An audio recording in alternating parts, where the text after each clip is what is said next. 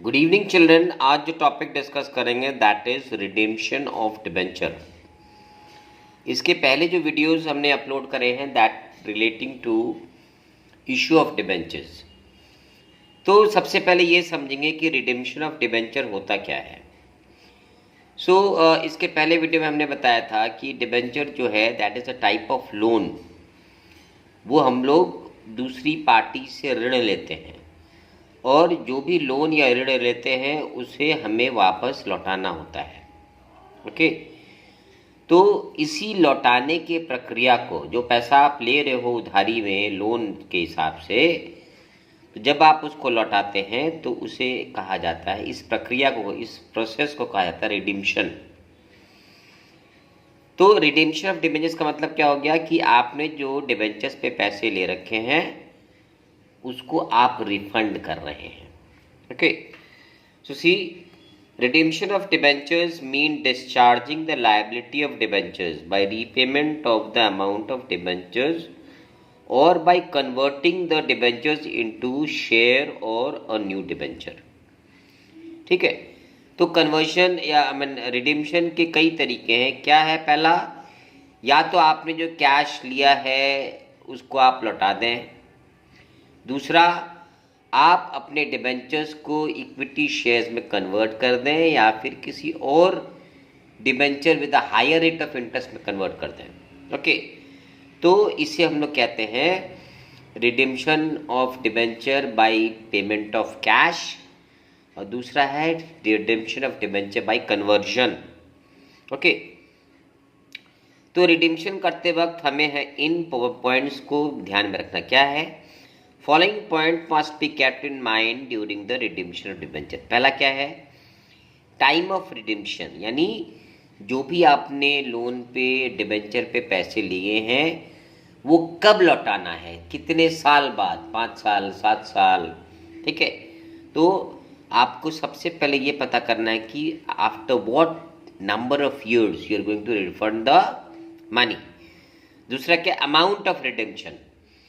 Amount of redemption क्या मतलब आपको कितने रुपए लौटाने हैं। इसके पहले जो हमने इशू ऑफ डिबेंचर किया था उसमें एक पोर्शन था issue of debentures with the terms and conditions of रिडीम्पशन।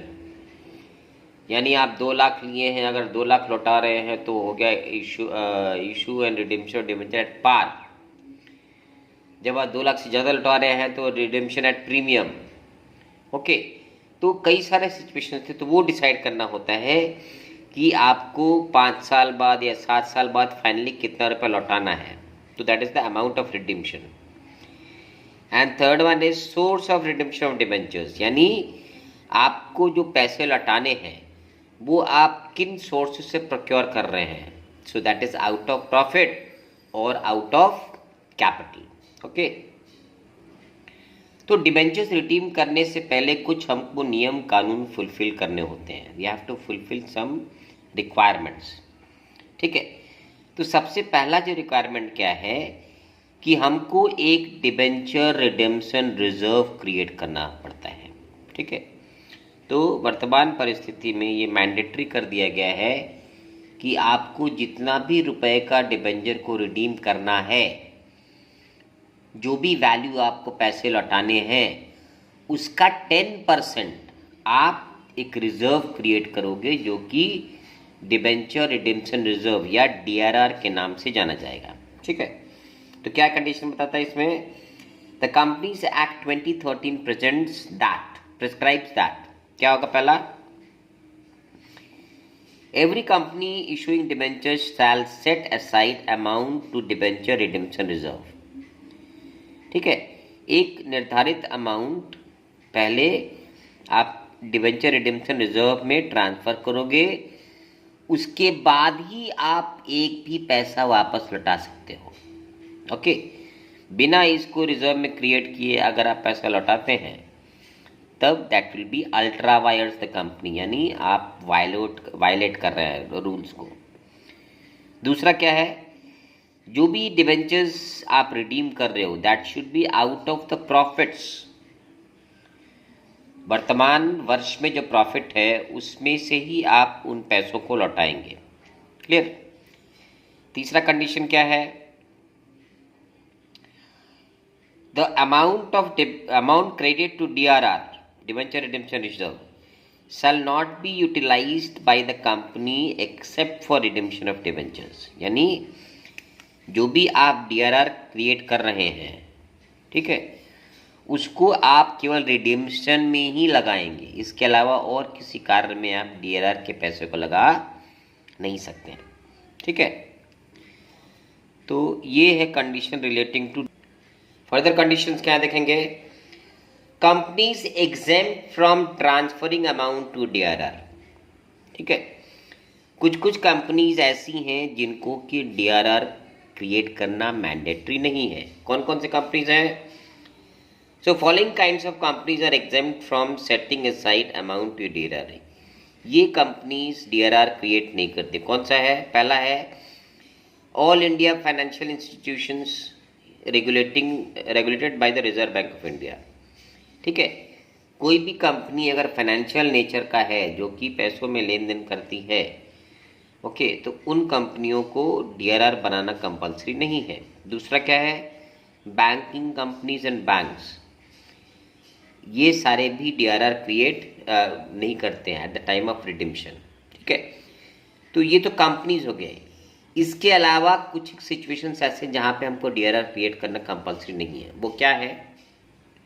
देखिए, DRR is also not required to be set aside in the following conditions. क्या है? पहला, when debentures are fully convertible into shares और न्यू डिबेंचर्स, ओके।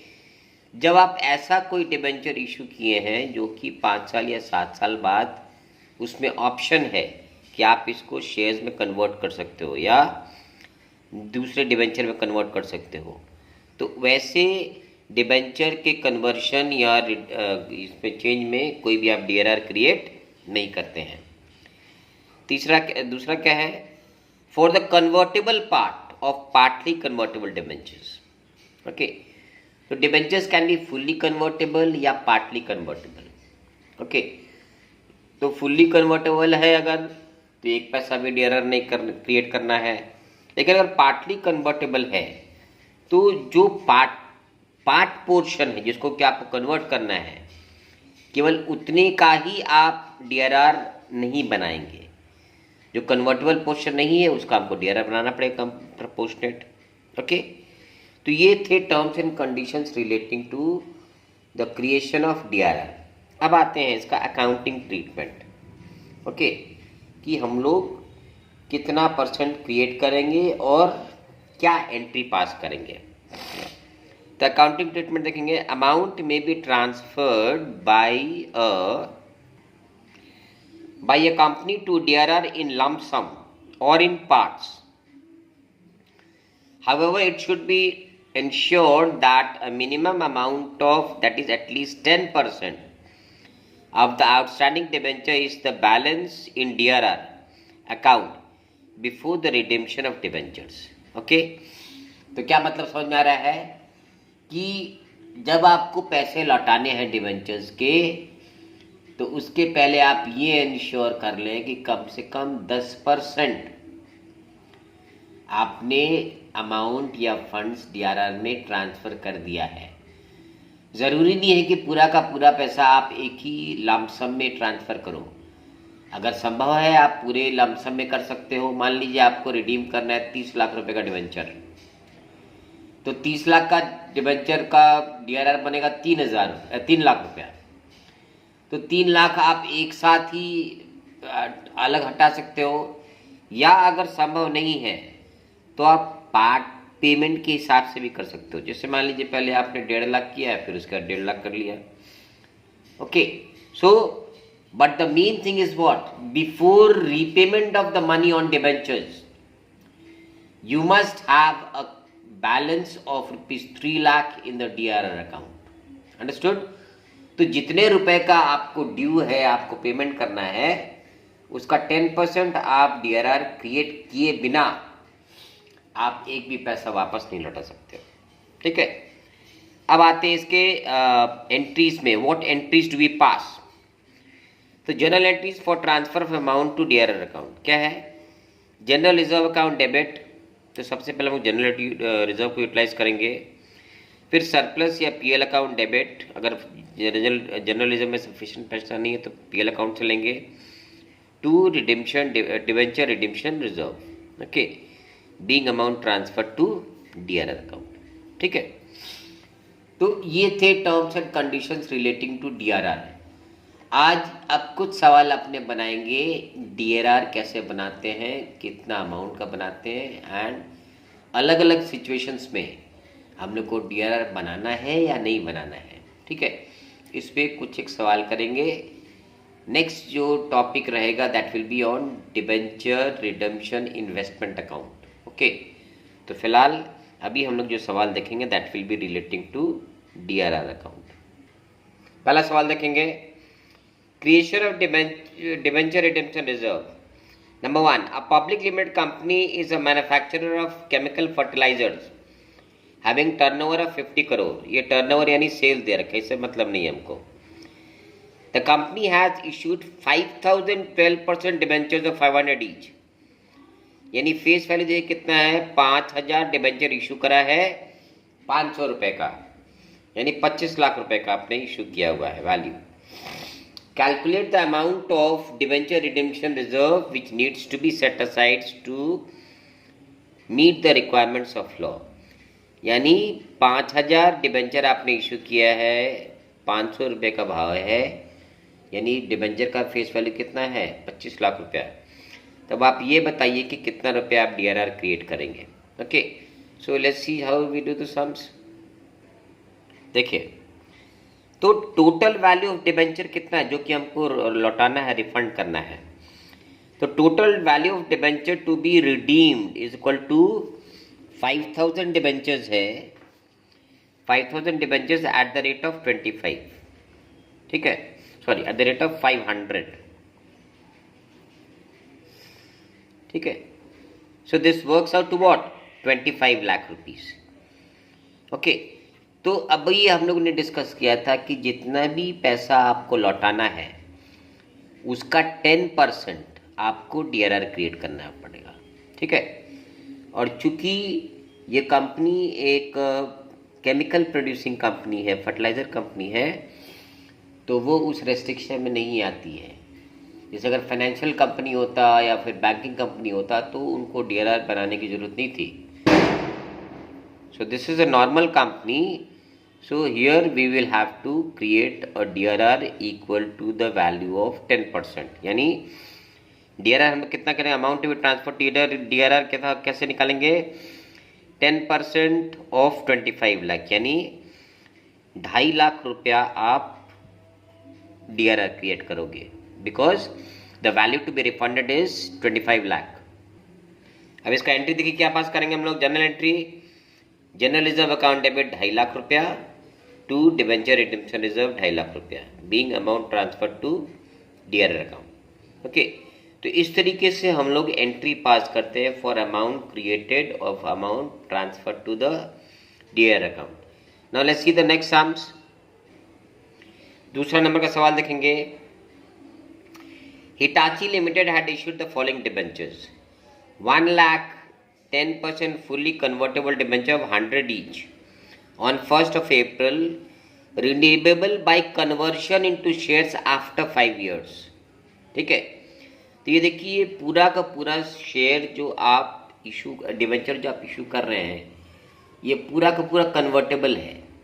ओके, तो just अभी हमने discuss किया था कि अगर कंपनी कोई भी कन्वर्टेबल डिबेंचर इशू करती है जिसको कि आपके पास ये चॉइस है कि you can redeem the debentures by converting the debentures into equity shares और any other kind of debentures with a higher rate of interest, in that case it is not mandatory for you to create debenture redemption reserve.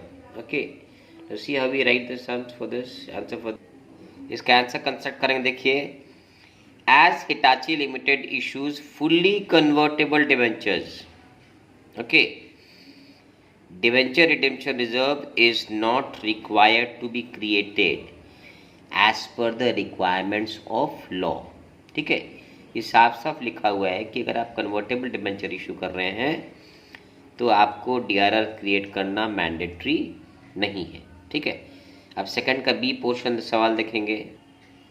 Second का B portion देखिए, 20,000 10% debentures of 100 each redeemable after 4 years, 25% debentures in cash and 75% by conversion into new debentures. ठीक है, तो ये देखो इसमें partly convertible debenture है, यानी जितने का भी आपने डिबेंचर इशू किया है उसका 75% कन्वर्टेबल है। तो जो पर्सन कन्वर्टेबल है उस पर आपको कोई डीआरआर क्रिएट नहीं करना है। Only to that extent that is not convertible, okay, you have to create the DRR. Okay, तो टोटल आपका वैल्यू कितना है देखिए, 20,000 डिबेंचर आपने इशू किया है, एक डिबेंचर का कीमत है 100 रुपया, यानी टोटल डिबेंचर वैल्यू जो आप इशू कर रहे हैं that is 20 lakh, and out of the 20 lakh 75% is convertible and 25% is non convertible। ठीक है, तो कानून के मुताबिक आपका जो नॉन कन्वर्टेबल पोर्शन के उसी पर ही आप डीआरआर क्रिएट करेंगे। So let's see how we do it. To be क्या देखेंगे answer, debentures issued by Hitachi limited are 25% for cash and 75% of debentures are redeemable by conversion। ठीक है, so DRR will be created on the non-convertible portion or 25% of the value of debenture। फिर तो केवल 25% का ही जो non convertible portion है आपको उसके वैल्यू का 10% जो है आपको डीआरआर क्रिएट करना है। तो पहले हम लोग ये निकाल लेंगे कि भाई टोटल डिबेंचर जो इशू हुआ है उसका 25% क्या है। तो देखेंगे पहले 20,000 डिबेंचर हमने इशू किया है और एक डिबेंचर कीमत है 100 रुपया, यानी 20 लाख रुपए का हमने डिबेंचर इशू किया है। ओके, और 20 लाख का 25% है नॉन कन्वर्टेबल। ओके, और नॉन कन्वर्टेबल डिबेंचर आपका कितना है 5 लाख रुपए का। ओके, बाकी जो 15 लाख है वो कन्वर्टेबल डिबेंचर है। तो लॉ क्या कहता है कि जो कन्वर्टेबल पोर्शन है उस पर कोई भी डीआरआर क्रिएट नहीं होगा।